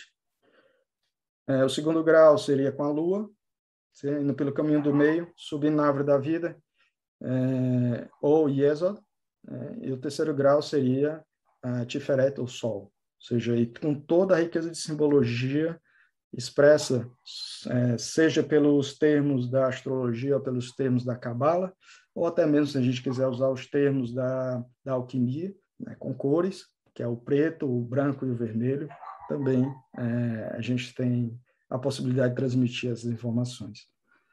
Certo? Ou seja, um projeto de transformação que vai haver uma maturação da psique daquela pessoa para alcançar certos potenciais. Então, o primeiro grau realmente vai trabalhar com as 5 portas do reino, 5 sentidos, a nível elementar, depois a nível astral, psique, e depois a nível mental ou racional, no terceiro grau. Seria um trabalho mais místico, né? Mas ainda não é os graus místicos da estrela gloriosa. Ou seja, em seguida, nós teríamos uma ratificação, que seria o grau de professo pleno, e que recebe o título de taumaturgo, e a gente volta novamente à questão do termo da taumaturgia.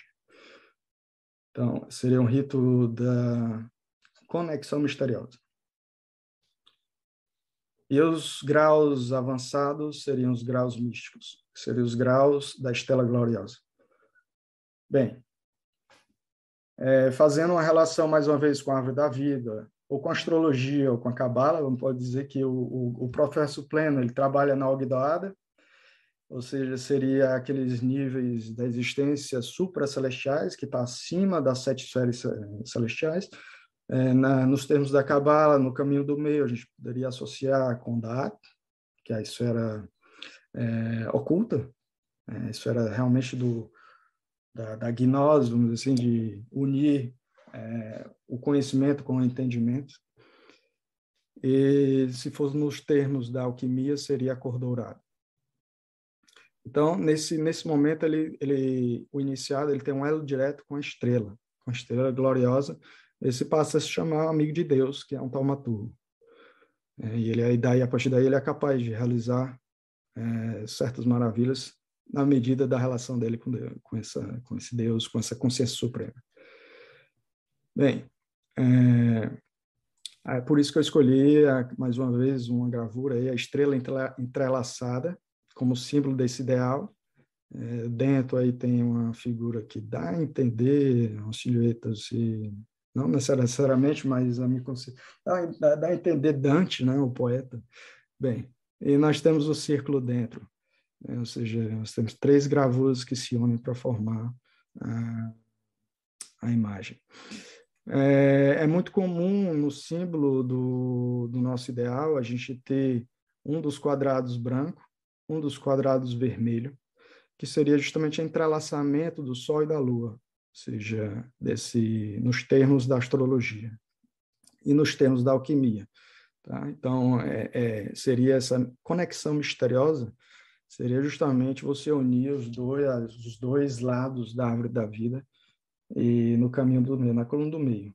ou seja, você sempre buscar o equilíbrio, sempre buscar a harmonia dos opostos, mas isso de uma maneira efetiva. Inclusive, os sons que a gente utiliza justamente permite haver uma sincronização desses dois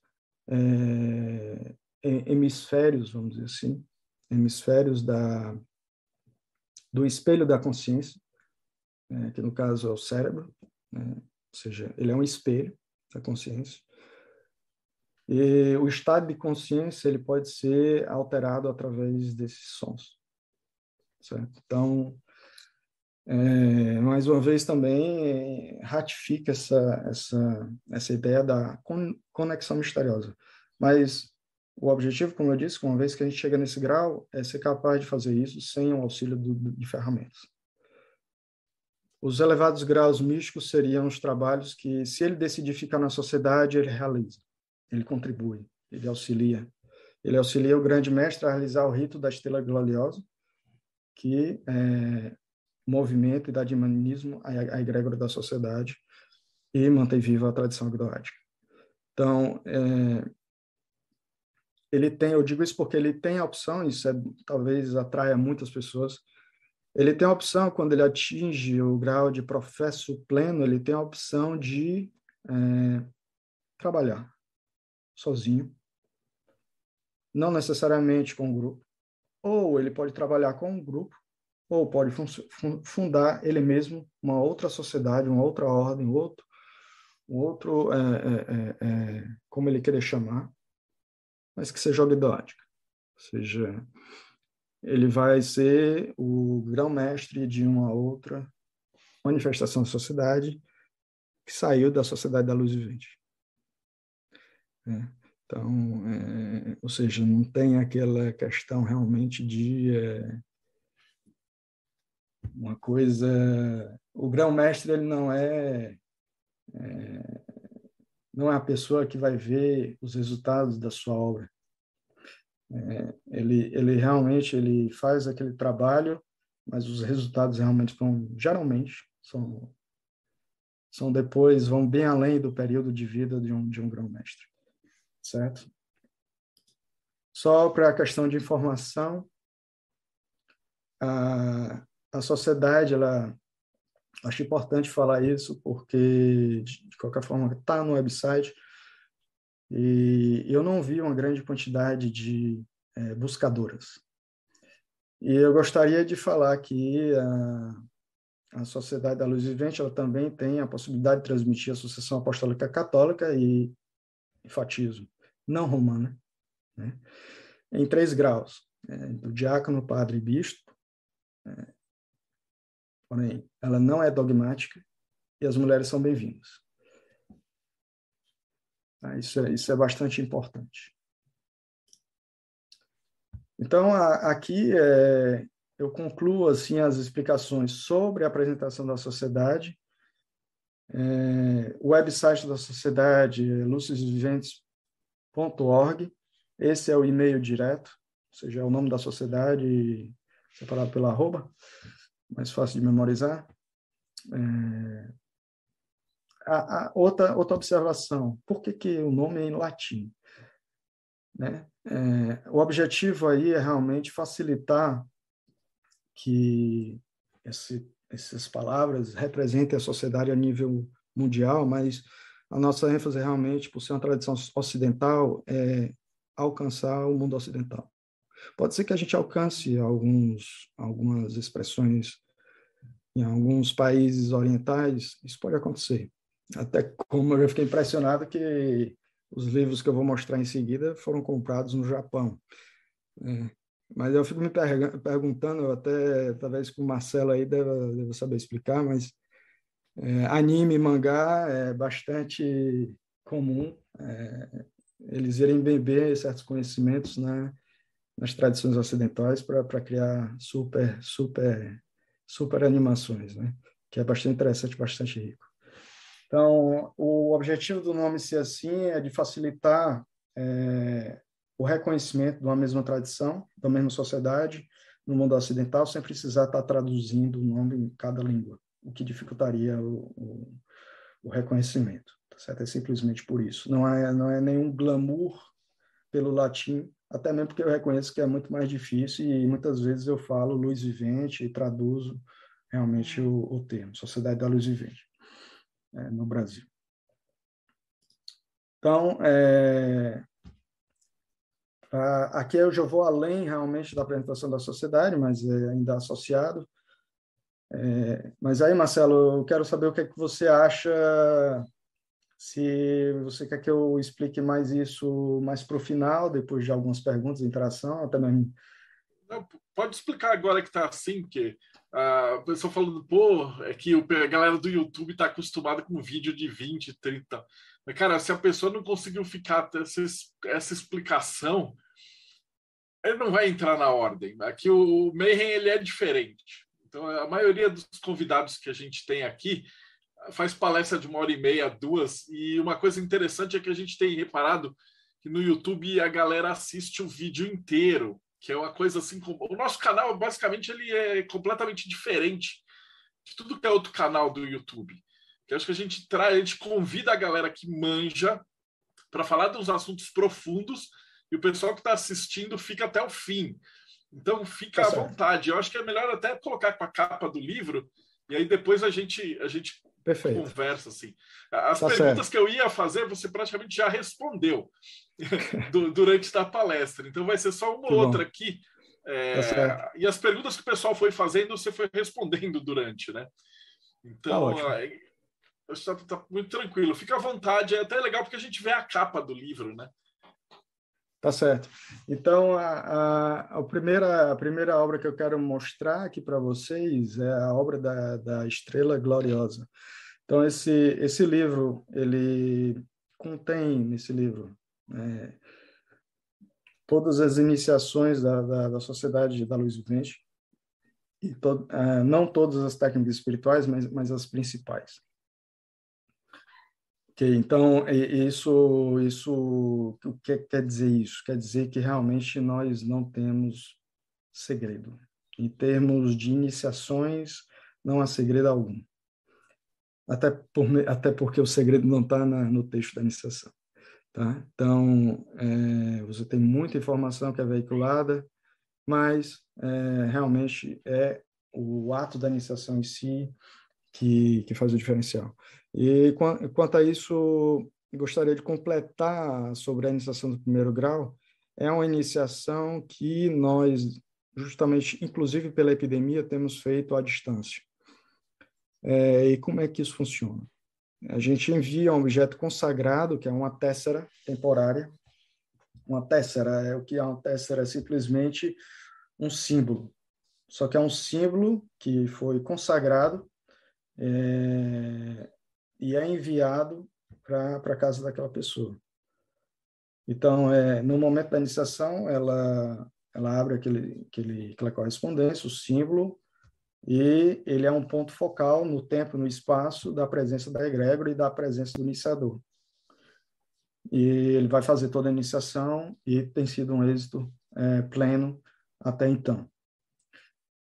As iniciações de segundo grau, excepcionalmente, realmente por causa da epidemia, a gente tem realizado alguma iniciação de segundo grau dessa forma, mas idealmente seria excepcional, idealmente seria presencial. A única que é incontornável de ser presencial é terceiro grau, mas como é algo que realmente é para um fim de uma carreira na sociedade, não vejo algum problema em relação à epidemia. Ok? Essa obra, como diz aí, ela apresenta um contexto histórico, filosófico, os trajes, as iniciações, as consagrações, tudo está nesse livro. Porém, existem conteúdos que não estão nesse livro, que são veiculados para os membros, que vão complementar todo esse conhecimento. Esse é um dos livros clássicos. Eu coloquei só para dar a apresentação. Não é o livro que a gente publica na língua portuguesa, logicamente. E em português é o livro. Ele foi reformatado em termos de coletânea. E nós fizemos os 5 livros. Os 3 primeiros livros são um livro que remete ao título dessa obra original, A Espada e a Serpente, e os 2 últimos livros remete a uma obra que chama O Triunfo da Luz. A gente vai ver, eu vou explicar um pouco mais. Então, no livro 1, nós temos a explicação da tradição cabalista, o que são as emanações. Você tem o Salmo 18, que é o Salmo da Espada, porque a espada aí, ela representa a manifestação, e a serpente seria o caminho do retorno. Então, por isso que essa união da espada e da serpente, né? Mais uma vez a dualidade e a união dessas duas expressões, certo? Inclusive o Salmo 18, ele é utilizado para a descida da árvore da vida, né? Então, isso é explicado nesse livro, que é bastante rico, é um clássico realmente da tradição agnoática, que é utilizado pela a Sociedade da Luz Vivente em termos externos, ou seja, para complementar, em termos teóricos, a gente indica essa coletânea em algumas etapas do avanço de estudo do buscador. Então, o livro 2, ele vai tratar dos nomes divinos, dos selos, dos anjos e arcanjos, dos espíritos olímpicos, as canções de louvor que vão guiar o iniciado no caminho do retorno pelos caminhos da árvore da vida, e que justamente introduz a ideia do pathworking, né? Mas o pathworking aqui não é da mesma maneira que a gente ainda encontra na internet, existem várias outras formas de pathworking que não é exatamente isso. Então, a gente introduz essa ideia da maneira clássica da tradição agnoática. No livro 3, seria realmente sobre a arte mágica, os espectros de cores, as marés de energia que são propícias para a realização de certas operações, e também você tem na integralidade o caminho 31 do pathworking, que eu venho de falar, que esse caminho liga a esfera de Malkuth e a Hod, que seria, em termos astrológicos, a esfera terrena dos 4 elementos equilibrados, com a esfera de Mercúrio. Então, todos esses livros estão disponíveis na KDP da Amazon, ou seja, impresso, né? Mas aí para o Brasil ele vai vir dos Estados Unidos, né? Existe uma dificuldade aí algumas vezes pela questão do dólar, né? A gente tentou fazer de certa forma tornar viável, certo? Então, mas é possível adquirir através do amazon.com.br também. Então, tem o Kindle, tem a versão Kindle e tem a versão Kobo. A Kobo, só para informação, você vai encontrar na Livraria Cultura, no Brasil.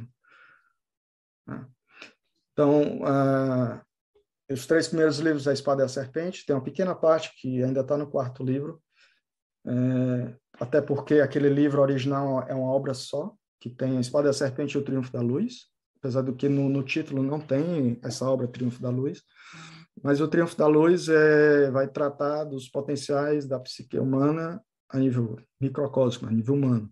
Então, os livros 1, 2 e 3 é o aspecto macrocósmico. E o livro 5 é a conclusão dessa obra do Triunfo da Luz. O que tem de novidade é que essa obra, que é um clássico também, que foi um clássico, foi a última obra, realmente, antes do falecimento de Melita Denning. Antes, no sentido assim, ela participou na elaboração dessa obra, faleceu, e a obra foi publicada depois do falecimento de Melita Denning por Osborne Phillips. Bem, essa obra vai ser publicada novamente, só que foi feito um remake, né? Ou seja, todo o conteúdo foi revisado, foi ampliado, existem novas revelações e práticas, que o original não cobre práticas cabalísticas. Então, essa é a grande novidade, e vai ser lançado da mesma forma, nos mesmos canais, na KDP da Amazon. Os livros do Osborne Phillips, geralmente a gente não coloca versão Kindle, até porque eles têm uma certa dificuldade com lidar com a pirataria, e eu respeito as preferências do autor, né? As outras obras foram colocadas em Kindle porque é uma relação independente, diretamente com a editora americana, e que aí eu decidi realmente abrir a difusão realmente para atingir o maior número de pessoas possíveis. Então é isso, Marcelo. Aqui a gente chega no final. Se você tiver alguma pergunta ou alguma pergunta que não foi respondida, que você viu na lista, sem nenhum problema, eu posso responder. Então, vamos lá, deixa eu só voltar aqui para nós. Tem uma pergunta aqui da Damantina, que ela fala assim, sabemos que a maioria das mulheres nessa sociedade tem 50 anos ou mais, tal, algo que nós jovens estamos ansiosos para mudar. Né? Aí eu tenho várias perguntas no sentido assim, a sociedade da luz vivente ela tem limite de idade? Você precisa ter alguma crença ou se converter para entrar na sociedade? E tem uma pergunta se existe algum sacramento também dentro da luz vivente. Eu agrupei as três na mesa porque elas são mais ou menos o mesmo assunto. Exatamente. Sobre isso é essa pergunta bem interessante, porque a única condição é que seja de maior de idade no país em que esteja habitando, que seja residente. Ou seja, em alguns países são 18 anos, outros países são 21 anos, acredito que a grande maioria são 18 anos, mas alguns são até antes disso. Então, ter essa autonomia, essa independência, para que não seja necessário nenhum tipo de autorização, vamos dizer assim, de pais e parentes, que complicaria todo o processo. É melhor aguardar. A gente não tem, por exemplo, algumas outras organizações que têm um movimento juvenil, a gente não chegou a esse ponto, né? Até porque o foco da sociedade realmente seria mais um pouco mais avançado, ou seja, não no sentido de isso tornar inacessível, que seja complexo e inalcançável, mas no sentido realmente de a questão de ênfase, porque a gente tem que escolher. A gente não pode formar realmente a pessoa do zero absoluto, que não teve contato com nenhum tipo de espiritualidade, ou pelo menos uma abertura para a visão espiritual, realmente fica difícil. Mas, além disso, não. E não há discriminação em questão de gênero, né? Nem questão de opção sexual, nada disso. Nada disso representa um obstáculo. Não precisa se converter. O que realmente eu reconheço que é um certo desafio para a pessoa, à primeira vista, compreender que a gente aborda isso de uma maneira profundamente simbólica, né? Ou seja, eu reconheço que é difícil para uma pessoa de uma religião e que não seja tão apta a acatar ou a tolerar uma outra manifestação religiosa, de se integrar. Ou seja, existe realmente uma ênfase na simbologia cristã, judaico-cristã, é mais propício e mais fácil se a pessoa realmente conseguir se inspirar através dessa vamos dizer assim, mitologia, né? dessa forma de ver a realidade, um modelo da realidade, essa cosmologia, vamos dizer assim. Então, mas não a sociedade em si, por isso que é separada a ideia da Hagia Sophia, é simplesmente uma coisa que a gente oferece, né? As pessoas interessadas, elas vão lá buscar, não é uma coisa que vai ser obrigatoriamente transmitida no primeiro ou segundo grau, você precisa receber a associação apostólica, não. Você precisa se converter a uma religião cristã, não. Um ateu, ele pode trilhar esse caminho? Teoricamente pode, assim como é na ideia da filosofia da franco-maçonaria, que não existe esse requisito, né? Que não exige isso. Mas eu reconheço que isso vai ser um pouco mais difícil, mas não é impossível. Porque realmente a gente apresenta essa ideia mais universal, porque, como eu disse, vai evoluindo os graus, a gente vai diminuindo a quantidade de ritos e vai realmente colocando de lado todos aqueles utensílios e você vai entrar em contato direto com a realidade, sem símbolos, o que seria altamente complexo e quase impossível de transpor, né? Se você não escolhesse nenhum. como é que você vai transferir aquele conhecimento?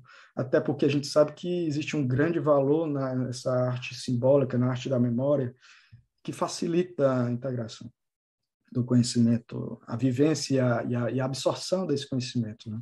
Então, eu reconheço que se uma pessoa tem uma inspiração, se aquilo agrada, aquela simbologia agrada, ela vai ter maior facilidade. Mas ela vai chegar ao ponto de não ser dependente disso. Ou seja, ela vai chegar ao ponto que realmente ela vai estar em paz e tranquila com qualquer manifestação religiosa que use outros símbolos, que use outro corpo de símbolos, e ela vai ser capaz de reconhecer o valor de cada uma delas. E aí sim ela alcançou o propósito do trabalho da grande obra. Enquanto ela não conseguir vivenciar isso, isso é complicado. Então, não sei se eu cobri todas as perguntas, se não, você me lembra, Massa, por favor. Bom, Rui, eu só tenho que te agradecer, acho que foi maravilhosa a explicação. Daqui a pouco eu vou abrir aqui a câmera, tudo, só o pessoal se despedir. Então, os links que você passou vão estar aqui embaixo para facilitar o pessoal encontrar vocês. E para quem estava acompanhando a gente, então, essa aqui é a entrevista 228. Então, se você acabou de cair no projeto Mayhem, saiba que a gente tem mais de 200 entrevistas com grãos-mestres de tudo que é ordem que vocês puderem imaginar. E ainda vamos fazer muito mais. Então, eu te agradeço de coração. E eu vou só despedir do pessoal aqui, a gente abre o microfone para bater papo, né? Então, vocês que acompanharam a gente, não esquecem, dá o like, segue o canal e a gente se vê no próximo Bate-Papo Mayhem.